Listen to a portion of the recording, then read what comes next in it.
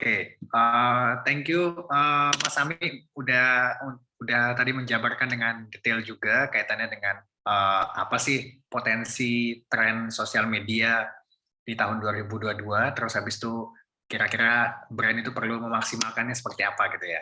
Tadi udah dibahas detail banget, dan mungkin sebelum kita lanjut ke diskusi, saya pengen ngucapin terima kasih buat teman-teman yang sudah gabung. Ada total 141 orang yang sudah gabung di ruang virtual ini, dan terima kasih juga buat Prodi Ilmu Komunikasi Universitas Ahmad Dahlan yang sudah mensponsori acara ini dan support semua fasilitasnya. Jadi teman-teman, acara malam ini itu terselenggara berkat kerjasama dan dukungan penuh dari Prodi Ilmu Komunikasi Universitas Ahmad Dahlan. Dan di sini juga banyak teman-teman dari Ilkom UAD ya. Ini boleh raise hand-nya mungkin ya. Atau tepuk tangan virtual ya. Tepuk tangan virtual ada di emoticonnya. Nah, di sini teman-teman di sini mereka antusias banget pengen belajar juga dari Mas Ami, karena sosial media ini kan bidang pekerjaan yang baru ya. Kalau misalnya nginget dulu pas zaman kita kuliah ya, dulu kebayang nggak sih ada orang yang kerja di balik tim sosial media, padahal dulu kok, kalau dulu kan kesannya tim sosial media itu cuma sekedar tanda kutip admin doang ya. Tapi kan sekarang ternyata pekerjaan di balik layar sosial media itu ada tim keren, dan mereka udah multi talent, dan juga skill-skillnya tuh udah saling melengkapi. Ada yang skill video, kemudian ada yang analitik juga, kemudian ada yang bagian copywriting, kayak gitu kan. Jadi multidisiplin yang dibutuhkan di balik tim sosial media, dan sekarang brand itu udah mulai harus concern untuk menempatkan orang-orang terbaiknya di bagian ini.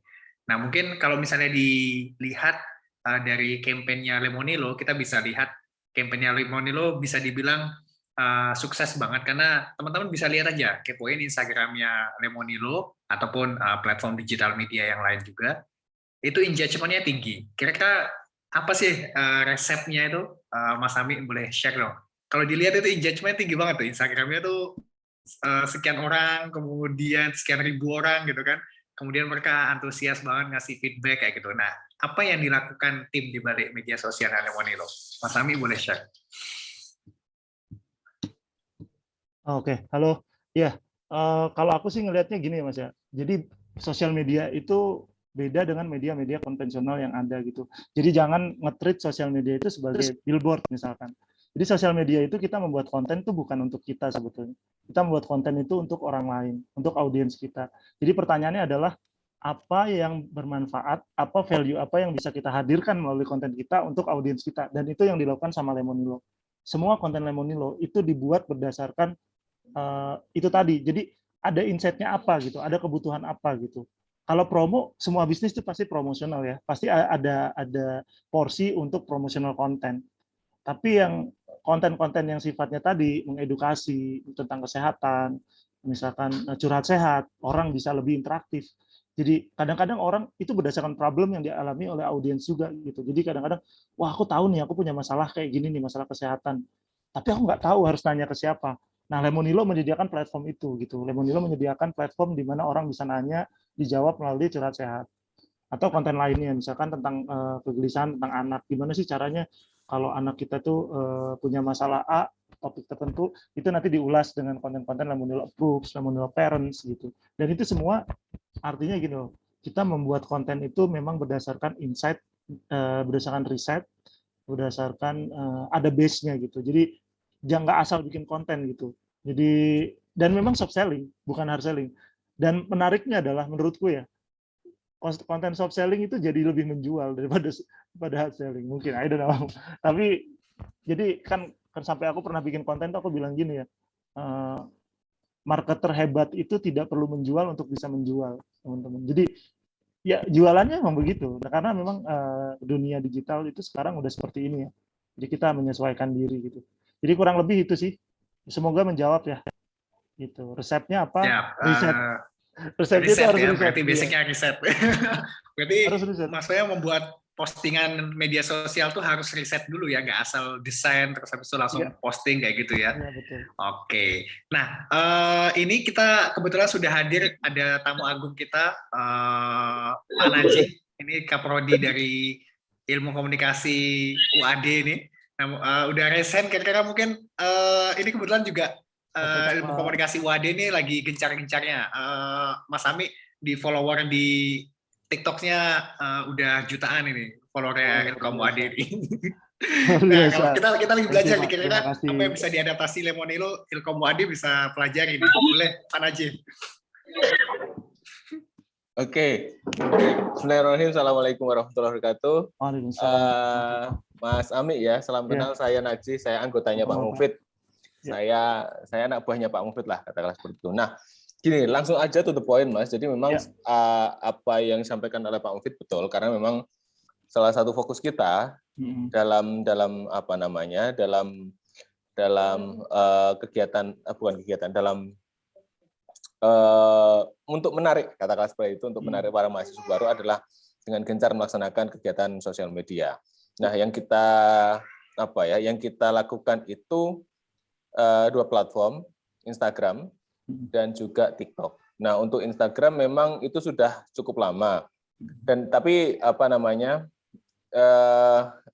baru kali ini, baru tahun ini, misalnya seperti itu yang benar-benar kita serius. Yang sudah kita garap secara serius itu mulai tahun lalu itu adalah TikTok. Kalau tadi Pak Mufid bilang jutaan, belum. Followersnya baru 10.000 lah. Begitu. Nah, tapi gini, yang saya akan tanyakan adalah kadang kami sebagai tim sosmed itu bingung dalam melihat algoritmanya TikTok. Tadi ketika Mas Ami bilang, ya lakukan apa yang sedang menjadi tren. Kita lakukan, tapi itu kok nggak FYP. Gampangnya seperti itu. Tapi kita melakukan, kita posting iseng, itu FYP, dan FYP-nya seminggu. Gitu. Ya, kalau mungkin Mas Ami bisa bisa lihat di TikTok-nya Komunikasi UAD @ilmukomunikasi.uad. Mungkin Mas Ami bisa ngasih sedikit saran lah, kira-kira bagaimana cara kami itu melihat algoritma. Kadang karena kami bingung begitu, kami melakukan tren, kami melakukan hal-hal yang cukup populer lah, katakanlah seperti itu, tapi itu tidak bisa tembus FYP. Tapi ketika kita itu melihat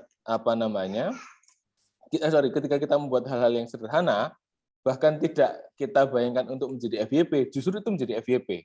Yang itu sedang yang amat sangat membingungkan. Nah, yang lucu lagi adalah ketika Reels dan Reels dan TikTok kami itu timpang, Mas. Gimana tuh? Gitu. Ya, timpangnya adalah ketika itu di TikTok itu FYP, tapi di Reels itu viewersnya nggak sampai 200, Mas. Ya, padahal kalau di TikTok itu bisa sampai 53.000 viewersnya. Di Instagram di Reels itu cuma 200, Mas. Itu kan saya nggak ngerti. Timpangnya itu di mana sehingga yang kita gadang-gadang ini bakalan FYP nih, ini bakalan viewersnya tinggi di kedua platform, tapi ternyata nggak jadi apa-apa begitu. Mungkin sederhananya itu aja, Mas. Terima kasih. Assalamualaikum warahmatullahi wabarakatuh. Waalaikumsalam warahmatullahi wabarakatuh. Langsung sih Pak Naji, boleh langsung dijawab Mas Ami. Oke, tadi permasalahannya ini ya tentang kok yang tren tuh nggak FYP tapi giliran bikin yang biasa-biasa aja kok malah FYP gitu ya, kurang lebih kayak gitu kalau saya nangkepnya. Nah mungkin karena ya bisa jadi nih Pak ya, karena gini, kalau kita ngobrolin algoritma ini sepengetahuan saya ya, kadang-kadang nggak ada yang tahu pasti gitu loh formulanya tuh seperti apa gitu, dan TikTok sendiri apa Instagram sendiri atau apa itu tuh menjelaskan itu misalkan kayak kemarin sih mau seri kalau ngomongin Instagram, TikTok pun sama sebetulnya. Dia nggak nge-fight langsung kita tuh begini loh cara kerjanya. Jadi sistem kerjanya algoritma kalau berdasarkan referensi yang saya baca itu memang ada beberapa algoritma itu nggak cuma satu gitu. Jadi ada beberapa yang itu nanti membentuk satu algoritma besar, algoritma khusus gitu. Nah, masalahnya kalau misalkan ada yang FYP gitu, terus nggak tren, misalkan gini, kita udah ikutin tren, ternyata nggak FYP gitu ya, itu kan berarti memang mungkin ada konten-konten lain yang memang sudah jadi FYP atau sudah jadi tren, jadi secara exposure tetap kalah dengan konten yang lain, karena kan akhirnya kita compete ya, kalau misalnya kayak gitu, compete sama brand-brand lain juga, compete sama konten-konten lain juga gitu. Nah, wajar sih menurut saya gitu. Nah, terus juga kalau misalkan di TikTok ini kok bagus, sementara di Instagram ini juga nggak begitu bagus ya, karena memang satu itu juga platformnya beda ya, secara algoritma juga beda, terus mungkin audiens Pak. Jadi kalau saya kemarin melakukan analisa, karena kan saya belum lama sebetulnya di Lemonilo, baru tahun ini saya join, terus tapi saya melakukan analisa masing-masing channel itu punya audiens tersendiri gitu. Kayak akhirnya saya mendefinisikan gitu, oh Lemonilo channel ini lebih appeal ke sini, channel ini lebih appeal ke sini. Nah, dengan definisi itu akhirnya berdasarkan analisa konten ya. Jadi konten-konten yang sebelumnya, yang terus respon-responnya, engagement-nya bagaimana, reach-nya, terus ada data demografi juga, itu kita pertimbangkan semua. Nah, akhirnya kita bisa tahu nih, oh konten ini yang kurang lebih appeal di channel ini, audiensnya seperti ini. Kita approach-nya tahun ini nanti mau kayak gimana. Itu untuk next-nya seperti itu. Gitu. Kurang lebih sih gitu Pak. Semoga bisa menjawab. Mudah-mudahan. Tapi sebetulnya gini sih, ini juga saya baru lihat nih. Nanti kalau misalkan ini ada ini mungkin bisa ngobrol-ngobrol sama Mas Mufid Pak. Kalau ada saran atau apa gitu. Siap Mas, terima kasih. Ya, sama-sama Pak. Siap. Nah ini ada teman-teman peserta juga yang sudah raise hand. Di sini ada Rizky Rivalzi. Nah ini udah siap-siap nih. Udah boleh langsung diaktifkan mikrofonnya, Mas Rizky, silakan. Baik Pak, terima kasih. Mungkin saya mau bertanya, Mas. Boleh. Mungkin sepanjang 2021 bisa dibilang hal-hal yang trending atau viral itu kan Mas, dipopulerkan dari media sosial TikTok Mas. Iya. Dari segi fashion, makanan mungkin, bahkan juga kayak dance atau tarian gitu Mas. Nah dari hal-hal viral ini kan Mas, pasti ada tagar atau hashtag tuh Mas. Seperti contoh materi yang Mas berikan tadi itu ada beberapa akun yang postingannya viral dan di situ ada dicantumkan hashtag. Yang saya ingin tanyakan Mas, sebenarnya seberapa besar sih pengaruh dari tagar atau hashtag sehingga dapat menentukan trending atau viralnya suatu konten? Apakah hashtag ini juga berpengaruh dalam digital marketing Mas? Terima kasih Mas. Oke. Makasih pertanyaannya Rizky. Kalau dari aku sendiri sih sebetulnya kalau ditanya apakah ada pengaruhnya, menurutku ya ada, tapi significantly or not itu tergantung gitu. Bisa jadi memang nggak signifikan banget sebetulnya pengaruhnya gitu.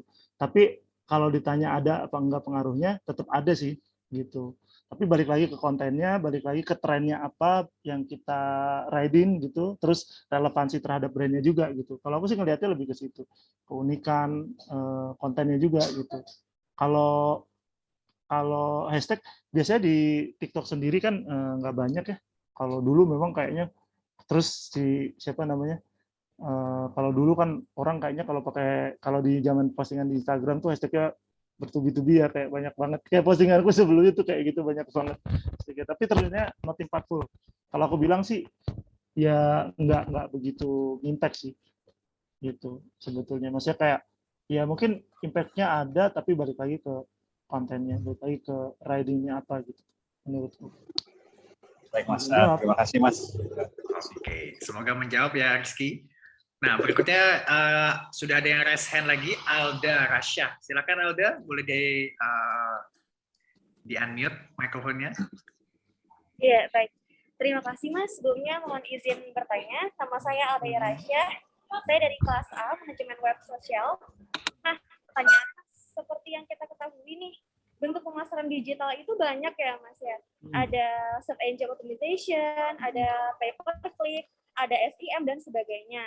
Nah, menurut Mas nih, sebagai pelaku digital marketing yang senior tentunya, bentuk pemasaran digital mana sih Mas yang lebih baik? Gitu. Terima kasih Mas. Oke. Langsung dijawab nih Mas. Yap, langsung dijawab Pak. Oke, siap. Thank you siapa Alda ya atas pertanyaannya. Strategi digital mana yang paling baik? Sebetulnya gini, teman-teman, kalau menurut aku strategi digital itu kan benar ada macam-macam. Tapi macam-macam itu ibaratnya tuh gini, kita mau perang ibaratnya. Kita kan menyesuaikan dengan kondisi lapangan, kondisi yang mau dilawannya siapa gitu kan. Jadi ibaratnya kalau weapon, kalau senjata itu kita sesuaikan gitu. Jadi bukan mana yang lebih unggul, tapi pertanyaannya mana yang lebih tepat untuk situasi tertentu, untuk kondisi tertentu gitu. Jadi kayak sosial media juga punya kelebihan, SEM punya kelebihan. Nah, ini nanti membentuk brand strategi yang lebih besar, yang apa namanya, yang akhirnya saling melengkapi satu sama lain. Di Lemonilo kita pakai macam-macam. Jadi nggak cuma satu. Sosial media, saya masuknya di sosial media nih. Tapi kita punya tim community, kita punya tim macam-macam lah. Nanti ada yang editorial, yang bagian SEO kayak gitu-gitu itu ada. Nanti ada yang bagian memaintain community, ada yang event juga, ada yang offline, ada yang online. Jadi timnya itu besar. Jadi kita membentuk sebuah grand, dan memang tidak simpel teman-teman gitu. Memang tidak simpel. Tapi balik lagi, bukan soal unggul atau enggak, tapi ya itu tadi saling melengkapi satu sama lain. Dan justru PR-nya ketika kita punya tim kayak sekarang nih yang aku rasain adalah bagaimana satu sama lain tuh kita inline. Kayak sosial media inline dengan, jadi kita tuh diskusi, jadi kita ada obrolan antar tim, gimana caranya, lo mau bikin ini ya, iya kita bikin ini nih gitu, ya udah yuk bareng kita diskusi dulu, jadi ada sync up ya istilahnya ya, sync up, supaya tadi yang ditanyain Alda kan soal strategi ini ada macam-macam gitu, mana yang lebih ini ya tergantung gitu, balik lagi gitu, yang bisa menjawab problemnya, yang bisa menjawab kebutuhannya, ya itu yang paling bagus gitu. Kebutuhannya untuk apa dulu kan gitu. Tapi saling melengkapi sih kalau menurutku.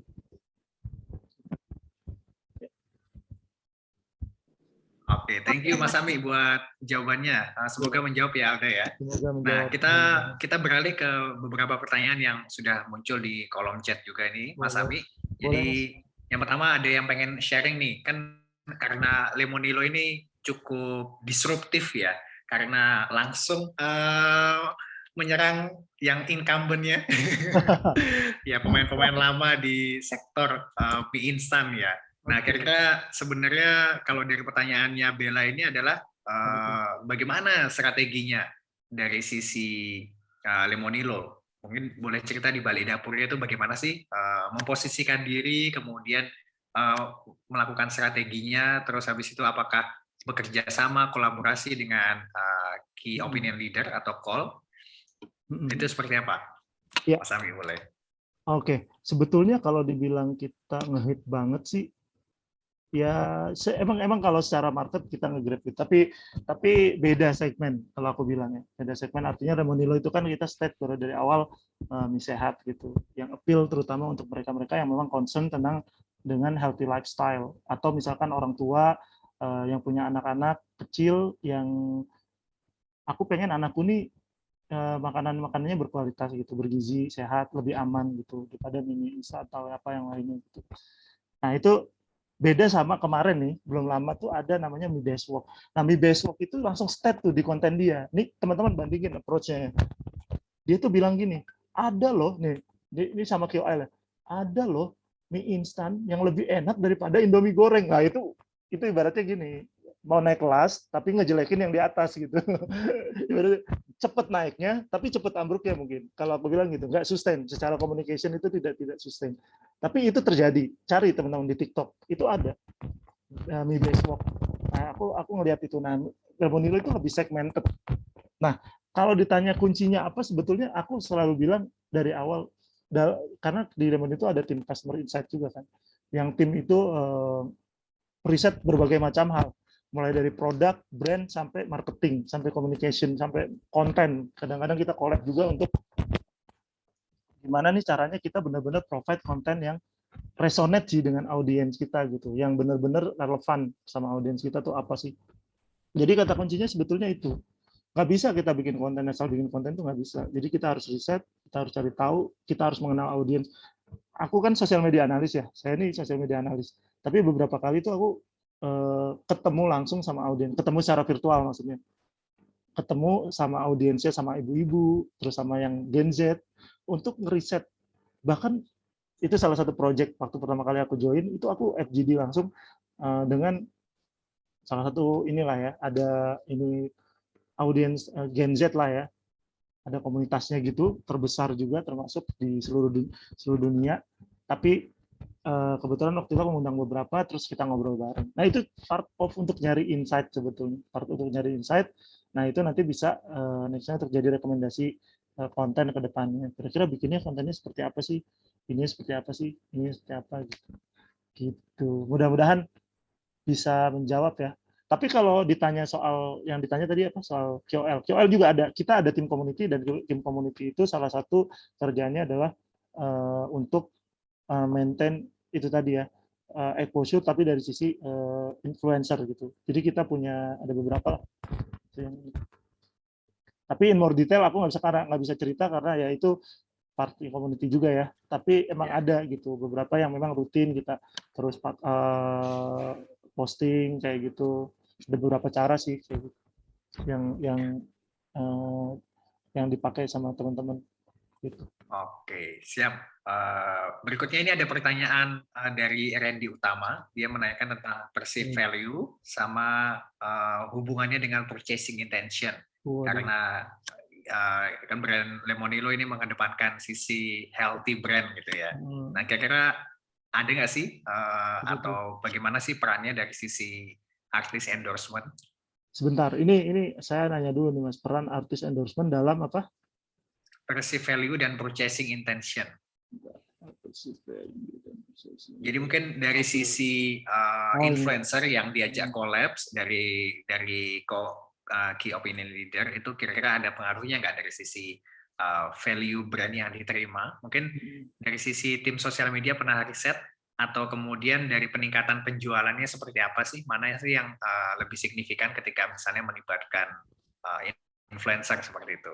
Iya, sebetulnya iya Mas, ada impact-nya. Kalau aku lihat ya, perceived value maupun dari sisi purchase intention gitu. Tapi balik lagi ke objektif campaign-nya apa dulu nih. Kalau aku bilang kita pengennya grab apa nih? Karena ada kemarin juga study case baru kita dapat dari TikTok tuh ternyata kalau dengan approach yang seperti ini kita bisa kemungkinan purchase intention-nya lebih tinggi gitu.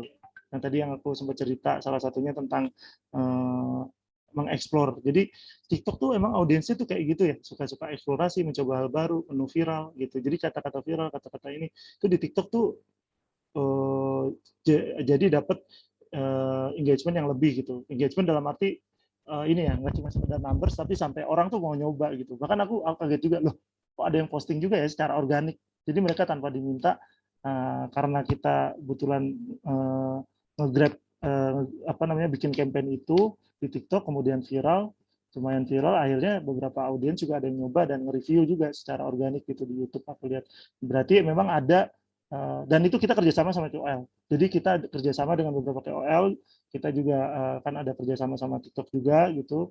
Secara ini mekanisme dibantu juga, akhirnya itu sempat viral dan salah satunya adalah tentang itu yang tadi aku cerita yang eksplorasi gitu-gitu. Bagaimana menggabungkan misalkan tarian ini dengan ini atau mie dengan apa gitu. Ada sih karena gini loh. Ya itu tadi ya. TikTok itu kan orang ngelihat terus kayak tertarik, kayaknya aku pengen nyoba. Apalagi kalau bahan-bahannya misalkan ada deket gitu, maksudnya nggak susah nyarinya di sehari-hari masih bisa lah ditemukan. Gitu. Itu tuh impactful sih ke purchase intention-nya.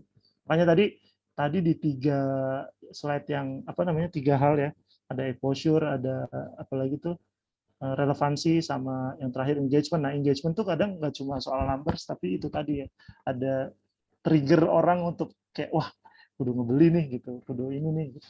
Nah, itu ada sih. Semoga menjawab ya.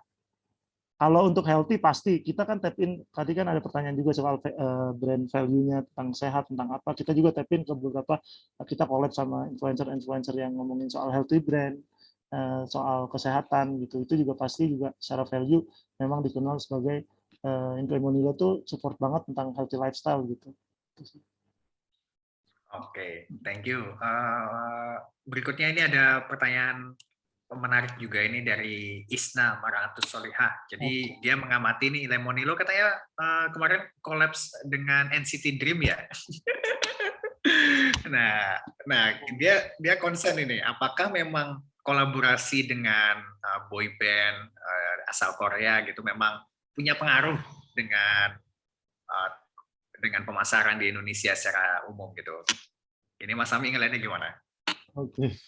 Oke, ya sebenarnya gini sih, karena aku ngelihatnya gini ya, dari study case yang udah ada aja ya teman-teman. Kalau ini kan, kalau Lemonilo mungkin teman-teman nanti boleh follow, diikutin aja, nanti ke depannya gimana, karena aku kan masih ya ada beberapa hal yang sifatnya konfidensial, jadi aku masih belum bisa ini. Jadi bakal ada tapi surprise gitu ya. bakal ada surprise gitu. Karena kemarin sempat rame karena aku yang monitor juga itu percakapan soal itu gitu. Jadi teman-teman ikutin aja nextnya nanti akan kayak gimana. Tapi kalau aku ngelihat dari yang udah ada contoh kayak McD BTS atau Tokopedia dengan BTS juga ya, atau yang lainnya Blackpink misalkan, Shopee atau apapun itu, memang ada impact-nya. Impact-nya dalam arti gini loh, mereka itu dikenal sebagai salah satu komunitas yang loyal banget gitu, loyal banget. Terus bahkan ketika tahu ada brand collab itu ya, wah langsung mereka tuh langsung kayak wah gila nih, gua harus ini banget, harus ini banget. Bahkan mereka rela, misalkan katakan nih aku fansnya Burger King gitu ya, aku pokoknya Burger King banget gitu makanannya. Tapi gara-gara aku Ermi nih, akhirnya aku pindah hijrah gitu dari Burger King ke McD itu. Kayak gitu biasa, maksudnya dengan terang-terangan dia ngomong kayak gitu biasa aja gitu. Oh, pokoknya gue kalau ini gue mau borong nih McD nih sampai berkali-kali lipat, dan itu terjadi gitu loh di ini. Terus mereka juga concern juga kalau ada brand, ini berdasarkan studi ya yang dilakukan gitu ya. Itu concern kalau ada brand misalkan nge-treat brand ambasadornya dengan tidak kurang baik atau kurang gimana menurut mereka gitu. Misalkan kayak waktu ada acara tertentu, terus kok nggak dikasih ngomong sih, kok dia kurang ini sih. Itu bisa rame tuh kayak gitu-gitu tuh. Dulu juga pernah kejadian kan. Nah, tapi kalau ditanya seberapa impactful, impact banget lah pastilah. Tokopedia yang tadinya diem aja terus langsung bisa ini kok itu. Karena itu tadi ya, kepemilikan, ibarat itu kayak sense of belonging-nya tinggi banget. Terus kayak wah aku harus join nih, harus ikutan nih gitu. Part of bukti gitu loh, kayak bukti bahwa aku nih Ermi yang sejati gitulah ya, gitu ibaratnya gitu. Itu wah aku mampir ke, aku kan ya nggak ikut-ikuti itu awalnya kan, tapi gara-gara apa namanya riset terus nanya-nanya gitu, terus akhirnya tahu, sempat datang ke McD gitu ngelihat, sampai nggak jadi. Jadi waktu itu sampai situ, waduh kok rame banget ya, terus akhirnya muter balik melipir minggir kemana gitu, karena gila ya ternyata, wah itu hype parah banget sih, sampai Gojek rame kan, Gojek apa Grab, GoFood sama GrabFood-nya rame gitu. Dan itu gokil banget ya, gokil dan keren. Bisa diaplikasikan di brand-brand lain ya, jadi ya bisa diaplikasikan metode serupa. Nah, ada pertanyaan berikutnya yang menarik juga nih. Masih ngomongin soal Lemonilo dari Sri Handayani. Apa nih? Ada apa dengan Lemonilo? Dia ngomong soal ada beberapa waktu yang lalu itu ada yang namanya Emil yang memviralkan tentang cara masak Lemonilo spicy Korea dicampur dengan susu full cream. Ya, benar. Nah, sebenarnya kira-kira kalau dari sisi kita ambil jalan tengahnya, kira-kira kalau misalnya ada momen seperti itu yang viral, biasanya tanggapan dari internalnya tim media sosialnya Lemonilo gimana? Apakah ada apresiasi atau apakah itu positif atau bagaimana gitu? Ini maksudnya apresiasi untuk seleb TikTok ya, seleb TikTok. Betul, ini. iya. Nah ini tuh kita kerjasama teman-teman. Jadi influencer itu kan nggak gratis teman-teman ya. Maksudnya kita ada ininya sebetulnya, ada story di baliknya lah ya. Kita kalau misalkan ini tuh ya, tapi kan itu orang nggak, kadang-kadang orang yang mungkin nggak tahu lah ya. Wajar aja kalau orang nggak tahu. Tapi itu tuh ini apa namanya, direncanakan gitu, terus kita juga terlibat dalam sebuah kolaborasi, intinya gitu. Nah kolaborasi itu ada hak dan kewajiban pasti kan, namanya perjanjian gitu kan. Misalkan kewajibannya dia membuat ini, kita dengan ekspektasi, kita punya ekspektasi seperti ini, oh viewsnya kira-kira seperti ini, kayak gitu, dibantu sama ini. Nah kemarin memang kebetulan yang tadi aku cerita sebetulnya ya ini yang ditanyain ini sih, salah satu yang Explorami juga bagian. Jadi Explorami itu menariknya gini ya teman-teman. Explorami, Lemonilo punya Explorami itu menariknya adalah mengeksplor mie. Kalau orang beli biasanya satu, tapi gara-gara pengen ngerasain Explorami, minimal itu beli 2, ya kan? Jadi ngegabungin antara ini dan ini. Dan bahkan kalau yang susu, ini kan dicampur, ada yang carbonara dicampur dengan susu. Itu harusnya Ultramilk juga join sama kita itu. Dia kan dapat ini juga ya. Jadi dia dapat exposure juga dari situ. Maksudku kayak cuan juga, tapi ya itu ya udahlah. Emang cepet nge-hype lah, nge-hype, dan itu secara result luar biasa sih. Kalau aku bilang salah satu learning aku nih dan kita teman-teman dan tim itu ya salah satunya ini yang ditanyakan ini. Dan memang belum lama. Tadi kan pertanyaannya apakah ada ini ya? Itu sudah sudah terjawab ya. Ada hak dan kewajiban dan memang pasti di itu. Berarti di balik viralnya itu sudah ada cerita di belakangnya ya, sudah Ada ada cerita. perbincangan, Sudah ada berarti by perbincangan. design, itu istilahnya by design ya.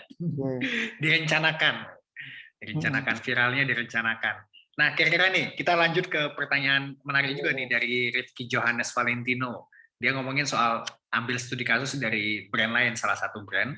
Nah, ceritanya brandnya ini bisa meng-hire brand ambassador dengan biaya yang cukup signifikan. Tapi di sisi lain ada yang mungkin dirasa kurang fair dengan beberapa influencer yang dibayar dengan yang mungkin tidak sebanding seperti itu. Nah, kira-kira kalau seperti itu, apakah memang seperti itu? Karena mungkin influencer punya rate cut yang berbeda-beda atau bagaimana ya kalau menurut Mas Ami? Maksudnya gimana Mas? Ini bentar aku lagi mencerna pertanyaan ini. Aku sambil baca. Jadi ada perbedaan treatment. Kan kalau misalnya brand ambassador official biasanya kan memang secara perjanjian akan berbeda gitu kan. Ada kontraknya, kemudian juga mungkin biaya yang dikeluarkan signifikan gitu. Nah, kemudian di satu sisi ada influencer yang mungkin dirasa kolaborasinya kurang fair dari sisi apresiasi secara kompensasi uang seperti itu. Nah, apakah itu memang hal yang lumrah di bidang kita di media sosial dan digital marketing atau memang bagaimana? Oh, maksudnya ini secara result gitu ya, Mas? Aku nangkepnya sih kayak bener nggak? Coba ini Mas yang nanya siapa? Kayak maksudnya secara result misalkan, oh ini murah tapi resultnya bagus, atau ini mahal resultnya lebih kecil gitu, atau gimana? Ya nggak ngebandingin result sih, tapi lebih ngebandingin brand itu berani bayar mahal untuk hire brand ambassador. Tapi di satu sisi kadang brand juga bayar murah. Agak irit buat kalau misalnya beberapa influencer seperti itu. Nah, mungkin sudut pandangnya itu adalah apa memang dari sisi brand memandangnya memang beda rate cut-nya gitu kan? Ya, kalau ini sih sebenarnya balik lagi sebetulnya ke masing-masing brand ya. Maksudnya kita ngomong nggak bisa disamain antara satu brand sama yang lain. Jadi mungkin mereka juga punya ketentuan tersendiri gitu ya secara budget. Oh, kita mungkin udah mepet atau gimana, kan nggak tahu kan. Kita nggak tahu gitu karena kita bukan orang dalamnya gitu. Tapi kalau yang jelas sih selama kita collab ya, maksudnya kalau aku nih yang aku tahu ya, kalau dari Cilemon itu kita kan itu udah kerjasama dan mereka juga pasti ada red card tertentu yang harus dipenuhi gitu. Tapi kalau secara dan nggak pernah ada kasus gitu sih kayak kok lebih murah atau gimana gitu, belum pernah sih. Maksudnya kayak ya udah pokoknya ya dipenuhi aja hak dan kewajibannya, karena kan itu kan masuk ke perjanjian kerjasama ya jatuhnya gitu. Terus kalau misalnya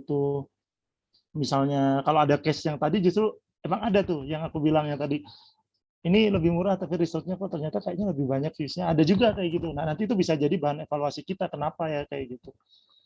Terus ada influencer yang misalkan oh dia viewsnya mungkin gede tapi secara hype nggak begitu gede, nggak begitu nge-hype misalkan. Tapi ada juga yang influencer, nah itu nanti ketemu case-case kayak gitu tuh. Kalau udah, nah itu nanti kita perlu analisa lebih lanjut sih. Misalkan, oh ini bagus nih untuk sampai ke trial, misalkan. Emil tuh gimana secara result gitu. Bagus apa enggak dia, misalkan ke impact ke tadi purchase intention, misalkan referensi kayak gitu. Untuk trial, maksudnya produk trial gitu. Mungkin ada kayak gitu. Nah kayak gitu sih. Semoga menjawab ya kurang lebih. Oke, ya sudah menjawab. Dan mudah-mudahan. Ya. Mungkin kita coba summary dari apa yang kita diskusikan hari ini, karena di sini kan banyak teman-teman yang juga masih cukup muda dan sebagian besar juga masih di bangku kuliah gitu kan. Mungkin juga tertarik juga buat mengikuti jejak Mas Ami ini, berkarir sebagai social media analis atau berkarir sebagai tim perencana di balik sosial media. Nah, kira-kira bagaimana merancang karirnya supaya bisa ke sana gitu? Apa yang harus dipersiapkan selama kuliah? Oke, ini pertanyaan Mas. Summary ya. Pertanyaan, ya, pertanyaan. Oke, teman-teman begini ya. Kalau memang teman-teman tertarik dengan bidang ini, yang pasti bangun koneksi, bangun portofolio sedini mungkin dari sekarang. Sekarang tuh banyak banget mediumnya yang bisa dilakukan, mulai dari sosial media teman-teman, terus dari LinkedIn, ya kan? Ada Medium juga yang mungkin teman-teman bisa upload berbagai macam tulisan di situ. Intinya gini, publikasikan karya teman-teman gitu. Apapun bentuknya, bisa jadi riset, bisa jadi sebuah project event atau sosial media. Jadi pengalaman. Jadi gini, kadang-kadang tuh belum tentu yang di luar sana tuh lebih bagus daripada kita atau daripada teman-teman gitu. Cuma masalahnya mereka terpublikasikan, kita enggak gitu. Masalahnya cuma secara exposure mereka lebih gede. Nah, jadi poinnya adalah kalau teman-teman memang ingin berkarir di sini di bidang ini, satu yaitu tadi kan kalau kata Gary V juga gitu kan, kita itu lahir di era yang luar biasa sekali gitu, yang terbaik di mana ya internet. Pokoknya lu mau apa-apa ya ada di handphone lu ini gitu. Terus publikasikan konten mulai dari sedini mungkin, dari kapanpun gitu. Satu itu, terus sama ini sih kesadaran bahwa digital marketing, terus kita tuh kan di sosial media marketing atau digital marketing atau marketing secara umum itu kan sangat dinamis. Jadi kayak kita tuh harus mau nggak mau tuh harus belajar gitu, harus belajar nemuin hal baru gitu. Karena selalu berkembang. Kalau dulu mungkin konvensional banget, art director, copywriter, apa kan kayaknya karirnya gitu ya, bertahap dari ini begini, apa desainer, naik ke art director, naik lagi ke creative director, mungkin puncaknya apa gitu. Tapi kalau sekarang ya bisa jadi art director, bisa jadi ini dalam waktu yang bersamaan gitu orang gitu. Ada potensi pergeseran kayak gitu. Dan nah itu karena apa? Karena kita harus mau belajar gitu. Termasuk ya ini baca-baca referensi kayak gini. Itu ini sih. Mudah-mudahan ya itu bisa jadi sedikit ini lah. Kalau aku sih emang senang baca, maksudnya senang baca yang kayak riset kayak ini karena ngasih gambaran aja sih.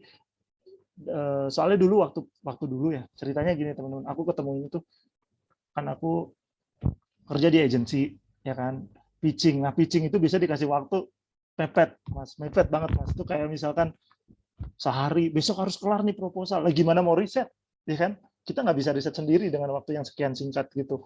Apalagi kita harus ketemu customer, harus apa. Nah akhirnya aku nyari data ya ini. Jadi belajar dari situ, mulai googling, nyari referensi. Ini relevan, ini enggak. Sampai yang tadinya aku nggak tahu permainan industri ini, behaviornya kayak gimana, tapi gara-gara aku baca-baca referensi itu jadi tahu gitu. Dan itu aku masuk ke proposal dan deal. Alhamdulillah beberapa ini juga aku dapat project dari hasil riset yang aku nggak bayar gitu ya. Ibaratnya ini riset third party yang orang nggak tahu lah, kayak ya, cuma orang ada pitching itu kan biasanya beberapa perusahaan ya. Kadang ada yang 3, ada yang 4, beberapa perusahaan presentasi gitu. Kita dapat beberapa waktu itu dari situ dulu tuh ada Panasonic Cooking, aku dapat untuk campaign waktu itu Kenang Rasa Nusantara, cari aja Kenang Rasa Nusantara. Terus CGS EMB Sekuritas itu dapat dulu, ada beberapa kok yang dapat. Nah itu tentang investasi saham kan, itu kan perusahaan sekuritas ya. Ada beberapa dan lain-lain yang aku dapat memang dari itu karena riset sebetulnya. Poin penting sih menurutku. Berarti memang kalau misalnya Mas Ami berarti setuju ya, ada korelasi antara portofolio selama kuliah itu dengan potensi teman-teman untuk diterima ya? Sepakat banget Mas. Makan aku sempat mikir gini ya, kayak di Jogja. Aku kan juga dulu kuliah di Jogja, teman-teman aku dulu di komunikasi UIN gitu. Terus hidupku alhamdulillah ya, maksudnya kayak terbantu salah satunya karena aku dulu aktif dulu ada namanya Kostrat ya Mas ya. Kalau Mas sebut kan ada Pro, ada Kostrat. Nah, aku di Kostrat, Komando Strategi Advertising, aktif di beberapa komunitas di luar, ketemu praktisi. Nah, sampai sekarang pun kemarin aku belum lama juga sharing kayak gini gitu. Aku bilang ini kalau misalkan sharing-sharing biasa aja ya aku tetap mau, maksudnya nggak ini gitu. Tetap aku bantulah gitu karena aku ngerasa hidupku terbantu tuh karena ada praktisi yang dulu sharing ilmunya ke aku gitu. Jadi kayak kalau diminta sharing atau diminta ngobrol atau diminta apapun, ya aku juga suka aja gitu. Karena merasa terbantu dari kayak, oh iya aku dulu bisa kayak gini juga atas bantuan dari praktisi-praktisi gitu. Dan memang kadang tuh gini loh, Jogja itu banyak yang keren, tapi pinter yang kalau jualan yang di Jakarta gitu, teman-teman Jakarta tuh pinter jualan, tapi secara quality itu di Jogja tuh akan menemukan banyak orang-orang keren sebetulnya, yang kalau dijual sebetulnya bisa lebih keren, bisa lebih hebat gitu. Yang aku lihat sih gitu, kayaknya kok gini ya. Kalau setelah aku melakukan ini ya, melakukan apalah, setelah aku melalang buana dari Jogja yang dulu kayak begini terus ke Jakarta gitu. Kalau Jakarta tuh kadang kudu pede juga, maksudnya kayak gini, kan aku pernah interview di beberapa perusahaan. Ini eksperimen, cerita aja, intermezzo. Aku pernah interview kayak nyantai gitu, kayak G kayak gitu, kayak ini malah nggak efektif. Jadi kadang-kadang di Jakarta tuh kita harus, makanya itu tadi membangun kepercayaan diri salah satunya dengan apa, portofolio, tunjukin gitu, lu keren kok gitu, tunjukin aja gitu, nggak masalah kok. Instagramku kok, kan gitu.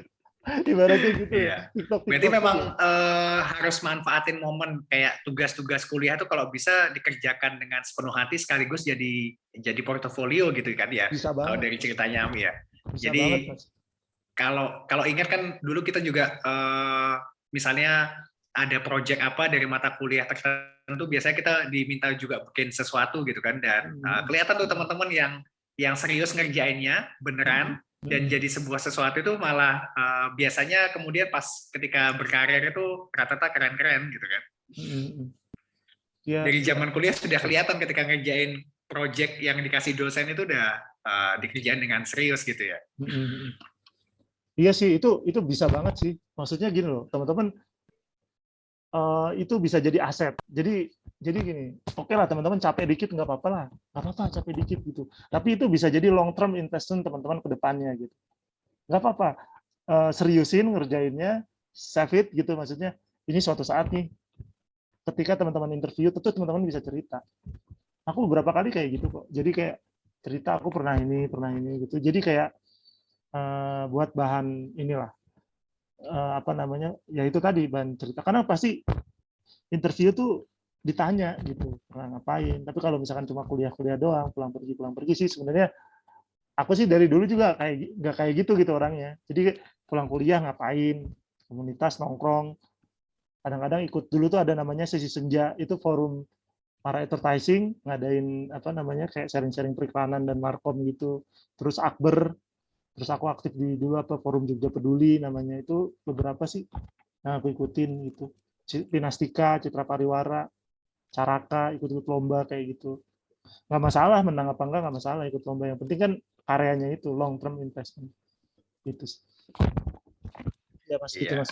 Siap, thank you banget ini tadi sharingnya, dan banyak banget yang mungkin bisa kita ambil, terutama buat teman-teman di sini ya yang mungkin akan punya bayangan ketika lulus nanti, kalau yang masih berada di bangku kuliah bisa melihat kira-kira apa sih yang harus disiapkan sejak kuliah. Tadi dari ceritanya Mas Ami sendiri, dari zaman kuliah itu project-project yang dikerjakan di kampus itu malah bisa jadi tabungan portofolio ketika nanti teman-teman selesai. Terus juga perbanyak nongkrong ya, nongkrongnya dalam artian nongkrong yang positif, ketemu dengan praktisi-praktisi, terus habis itu ketemu dengan orang-orang yang mungkin punya interest yang sama sehingga bisa bertukar pikiran. Dan jejaring itu ternyata penting kan, kalau dari penjelasannya Mas Ami tadi, ketika teman-teman nanti lulus itu berkarya, ya jejaring teman-teman yang teman-teman bangun selama kuliah itu yang akan membawa teman-teman apakah bisa masuk ke bidang itu atau tidak, seperti itu. Mungkin itu yang bisa kita garis bawahi dari obrolan kita malam hari ini. Selebihnya tadi yang dipresentasikan juga banyak hal detail, tadi saya mencatat banyak sekali yang itu mungkin bisa kita aplikasikan juga di project-project dan juga campaign media sosial kita. Menarik sekali, memang kita harus terus mempelajari tren media sosial karena algoritma dari masing-masing media sosial itu terus berkembang dan berubah. Dan thank you Mas Ami, sharingnya bermanfaat sekali. Sama-sama Mas, thank you semuanya ya, thank you banget. Antusiasmenya luar biasa, ini yang nanya banyak banget, terus yang hadir juga. Yang nanya banyak banget ya. Kadang-kadang beyond expectation ya. Tapi semoga kita bisa agendakan lagi ya. Ya mudah-mudahan. Atau nanti ada perspektif lain dari teman-teman. Kebetulan kan ya aku juga kan terbatas ya, maksudnya pengetahuanku juga mungkin ya terbatas. Mungkin nanti ada teman-teman lain yang bisa, kalau Mas mau undang, jadi bisa ini juga. Aku rekomendasikan maksudnya dari timku Siap, atau nanti dari siapa gitu. Nanti kita kita dengan kontak-kontakan senang aja. hati. Kita karena fungsinya kita di kampus itu kan mempertemukan antara praktisi dengan teman-teman calon-calon nih, calon-calon sosial media analis berikutnya gitu kan, generasi berikutnya gitu ya, masih muda-muda gitu ya. Oke, nah mungkin kita sebelum akhiri kita bisa foto bareng dulu kali ya. Jadi teman-teman silakan posisinya dirapikan lagi, terus habis itu mungkin dirapikan rambutnya gitu, atau jilbabnya buat yang cewek-cewek. Ya, kita foto bareng ya. Oke. Oke, kita foto bareng. Sudah ada tim panitia, boleh standby tim panitia ya. Ada Yulita nanti akan screen capture. Oke. Oke, siap. Ya. Standby semuanya, smile cheese, hitungan 1, 2, 3. Ada 6 page, 1, 2, 3, yang pertama dulu. Oke. Kemudian kita lanjut yang kedua, halaman kedua, 1, 2, 3. Oke. Halaman ketiga, siap, 1, 2. Oke. Kemudian halaman keempat, siap, 1, 2. Oke. Kemudian halaman kelima, siap, 1, 2. Oke. Kemudian halaman ke-6.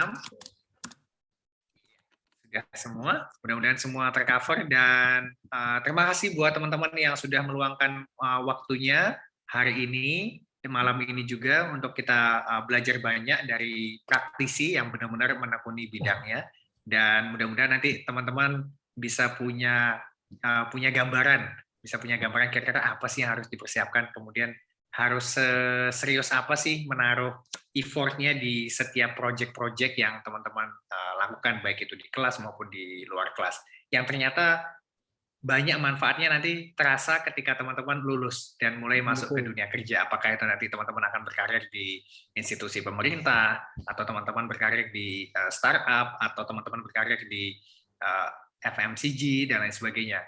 Jadi ada banyak bidang, semua bidang sekarang membutuhkan sosial media. Jadi ketika teman-teman mengambil bidang ini, pekerjaannya akan selalu ada. Terima kasih sekali lagi saya ucapkan buat Mas Ami dan juga teman-teman yang bertahan sampai malam hari ini. Dan mungkin kita bisa akhiri. Saya Mufid Salim. Wassalamualaikum warahmatullahi wabarakatuh. Selamat malam semuanya. Terima kasih Pak. Terima kasih Mas. Ya, sama-sama. Terima kasih. Thank you. Nuhun. Sami-sami. Mas. Thank you. Nggih, Mas, nggih. Sama-sama. Thank you. Kula badhe pamit. Nggih, Mas, monggo.